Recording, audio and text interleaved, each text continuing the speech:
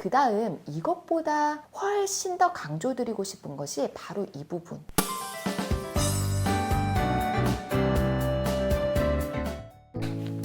안녕하세요. 어디든 학교의 하유정입니다. 제가 최근까지 과목별로 학습하는 방법에 대해서 알려드리고 있어요. 수학과 영어 그리고 문해력, 이번에는 사회 영역은 한번 살펴보도록 할 거예요. 사회교과는 대표적인 암기 과목으로 인식되어서 많은 친구들에게 그렇게 사랑받지 못한 교과죠. 게다가 사회교과는 사람들의 삶에 대한 전반적인 내용을 다루기 때문에 그 내용이 굉장히 방대할 수밖에 없어요. 하지만 이 많은 내용을 교과서에 압축적으로 담다 보면 우리 실생활에 다양한 최근 사례들을 담지 못하고 주로 개념 위주의 설명들이 훨씬 더 많죠. 정작 우리가 배우는 입장에서는 우리의 상과는 굉장히 동떨어져 있다고 느끼기 쉬워요. 그래서 이번 시간에는 우리 초등 친구들이 사회 공부에서 꼭 놓치면 안 되는 중요한 부분들을 알려드리고 구체적인 방법을 말씀드리도록 할게요. 사회과의 기본적인 목표가 이 사회과의 기초적인 지식 그리고 문제 해결 능력과 정보 활용 능력, 여기에 포커스를 조금 맞추는 거예요. 우리가 앞으로 나아가는 방향은 누가 더 많은 지식을 알고 있느냐, 여기에 포커스를 맞추는 게 아니라 얼마나 더 활용할 수 있는 능력, 즉 역량에 대해서 중점을 두기 때문에 조금씩 교육의 패러다임도 변화되고 있다는 것은 조금 알고 계시면 좋을 것 같아요. 그 다음 사회 영역 부분이에요. 각각의 모든 과목은 세분화된 영역들이 있어요. 사회도 마찬가지로 크게 세 가지 영역으로 나눌 수 있어요. 지리, 역사, 그리고 일반 사회. 이 일반 사회 안에서는 정치, 경제, 사회, 문화 이런 것들을 다루는 게 일반 사회예요. 하지만 국어나 수학과 같은 경우에는 영역별로 나누어서 학습을 하는 데 반해서 사회는 주제 중심으로, 즉 영역으로 나누는 것이 아니라 한 가지 주제를 가지고 그 안에 지리, 역사, 일반 사회가 통합적으로 학습하도록 되어 있어요. 즉 우리의 사회 현상은 굉장히 복합적이고 다원적이기 때문에 하나의 주제 안에 뭐 지리가 들어갈 수도 있고 그 지역의 역사를 같이 배울 수도 있고 그리고 지역이나 사회의 여러 가지 문제들에 대해서 다룰 수도 있는 거죠. 그 다음 사회는 본격적으로 초등 3학년부터 공부를 하기는 하는데요. 그에 앞서서 초등 1학년, 2학년 때도 통합교과, 봄, 여름, 가을, 겨울 안에 사회교과의 내용을 다루고 있어요. 1, 2학년 군에서는 가족과 이웃을 중심으로 그리고 3, 4학년에서는 내가 살고 있는 고장과 그리고 더 큰 범위인 지역사회, 5, 6학년에서는 국가와 지구촌까지 이렇게 자기 자신을 중심으로 가까운 곳부터 다루다가 점차적으로 확대되는 환경 확대법의 원리를 활용한 거예요. 그래서 3, 4학년 때는 내가 살고 있는 곳 그리고 나의 지역을 중심으로 공부를 하기 때문에 각 교육청마다 지역화 교과서를 한 권씩 따로 활용하고 있어요. 그래서 제주도는 제주도에 대해서 배우고 또 경기도는 경기도에 대해서 배우는 거예요. 그런데 이렇게 사회 교과서를 분석하다 보면 굉장히 다행스럽다고 해야 될까요? 제가 수학은 수포자가 나오는 그런 특정 시점들이 있을 만큼 학습 결손을 굉장히 조심해야 된다고 강조를 여러 차례 드렸잖아요. 그런데 사회는 지난번에 설명드렸던 과학과 마찬가지로 그런 부분에 대해서는 크게 걱정하지 않으셔도 괜찮아요. 왜냐하면 수학처럼 계열성을 가지고 위계적으로 차츰차츰 올라가는 것이 아니라 하나의 주제를 가지고 초등에서는 이만큼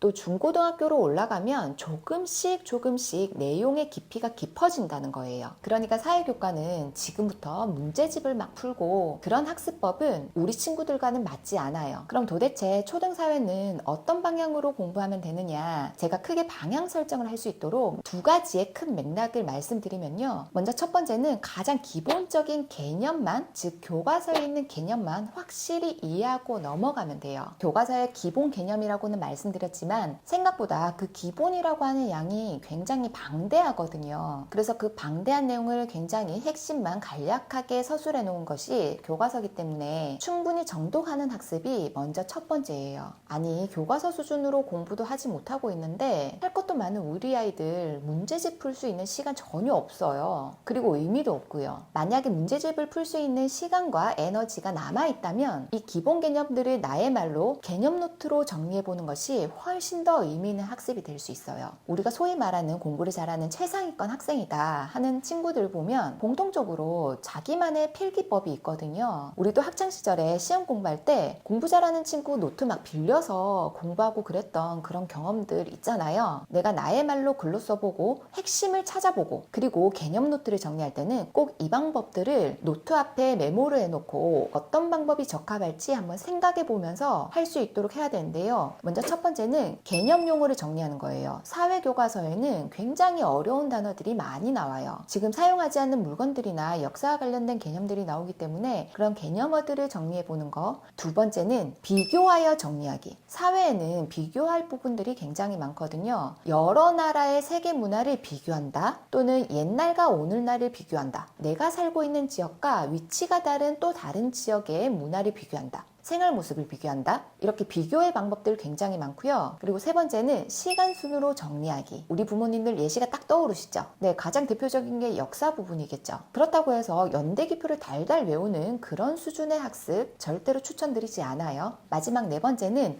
원인과 결과에 따라서 정리하는 거예요. 자, 예를 하나 들어볼게요. IMF 외환위기에 대해서 우리 친구들이 배워요. 하나의 사건이죠. 그러면 이 하나의 사건을 딱 중앙에 놔두고 그 앞쪽에는 이 외환위기가 온 원인이 있겠죠. 이 원인을 정리하고 이 IMF로 인해서 겪게 되는 여러 가지 결과들에 대해서 정리할 수 있는 거예요. 그러면 우리 친구들이 학습한 내용을 개념 노트를 정리를 한단 말이에요. 그러면 지금 제가 설명드렸던 이 네 가지 방법 중에서 오늘 공부한 내용은 어떻게 정리하는 것이 조금 더 효과적일지 한번 고민해보고 이 방법을 사용해서 정리해보는 것. 이렇게 학습을 유도하시면 아이들이 배운 내용을 정리하는 습관이 지금부터 조금씩 형성될 수 있는 거예요. 자, 그래서 우리 초등사회 공부의 핵심적인 부분, 이 첫 번째 큰 맥락은 이 교과서를 제대로 공부하는 방법. 이것만으로도 너무 많은 공부량이 될 거예요. 자, 그 다음 이것보다 훨씬 더 강조드리고 싶은 것이 바로 이 부분, 견문을 넓히는 거예요. 우리 초등 시기는 그래도 비교적 입시로부터 자유로운 시기잖아요. 이 시기에 문제집 푸는 시간 다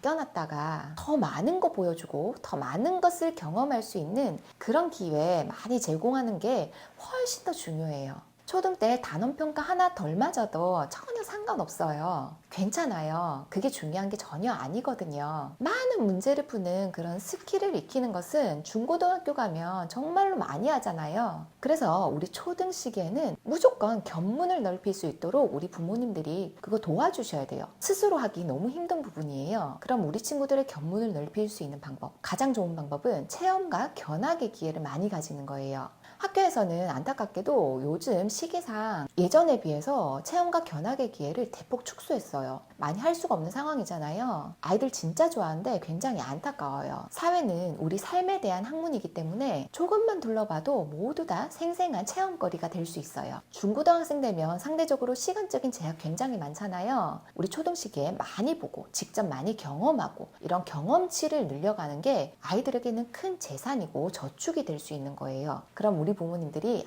야심차게 아이들이랑 체험과 견학의 기회를 좀 가지겠다 한다면 조금 더 의미 있는 시간을 보내기 위해서는 꼭 아는 만큼 보인다라는 것을 기억해 주세요. 그곳이 어떤 곳인지 홈페이지를 둘러본다든지, 또는 지리적으로 어떤 곳에 위치를 하고 있는지, 또는 역사와 관련된 체험이다, 견학이다 한다면 그 관련된 시대상을 조금이라도 5분에서 10분이라도 보고 간 거랑 보고 가지 않는 것은 아이들에게 얼마나 더 의미 있게 다가오는가의 문제거든요. 아니, 놀러 가기 전에 분위기 확 망칠 만큼은 아니더라도 어차피 들떠 있으니까 이 들떠 있는 마음 조금 이용해서 어떤 데지 한번 살펴보자, 또는 관련 영상도 같이 한번 본다든지 그런 시간 잠시나마 가지고 가시는 게 훨씬 더 효과를 볼 수 있어요. 당연히 관련 책을 찾아보는 거 정말 좋겠죠. 그렇다고 해서 너무 전쟁을 벌릴 만큼은 절대 하지 마시고요. 그리고 우리가 체험이나 견학 자주 가고는 싶지만 매번 이런 이벤트를 만들 수는 없잖아요. 네, 관련된 주제 독서, 내가 공부한 내용이 개념 중심이었어요. 그런데 제가 교과서에는 이 개념이 주로 서술되어 있기 때문에 여러 가지 다양한 사례들을 접하기는 어렵다고 했잖아요.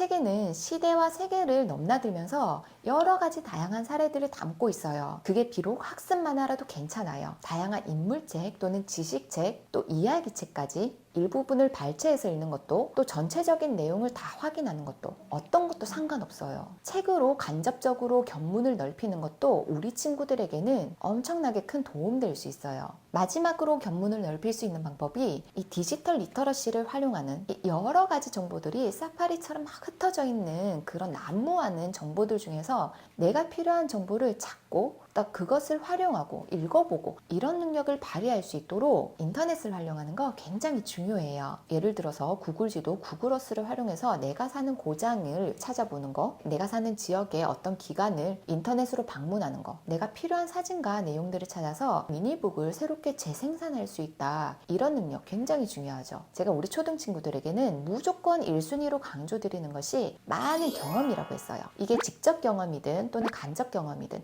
이런 경험들을 바탕으로 견문을 넓힐 수 있는 유일한 시간이 될 수 있는 시기가 바로 이 초등 시기. 그거 꼭 기억하시고요. 그럼 가정에서 우리 집 근처 근교로 나갈 때도 어디 나갈지 우리 친구들이랑 한번 검색도 한번 해보고 이곳이 어디인지 또는 역사적인 배경도 뭐 있는지 그런 시간들이 아이들에게는 큰 재산이 될 수 있으니까 꼭 기억하시고요. 그리고 제가 이 개념 노트 정리하는 4가지 방법 알려드렸으니까 이 방법을 상기시키면서 해볼 수 있도록 하면 좋을 것 같아요. 그럼 다음 시간에도 또 좋은 내용으로 찾아뵙도록 할게요. 안녕!